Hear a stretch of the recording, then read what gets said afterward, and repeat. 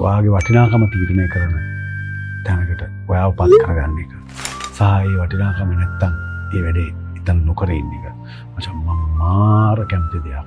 ඒ කියන්නේ ක්වොලිටි දෙයක් නම් මචං. ඔව්. ඒක ගන්න. ඕච්චරයි.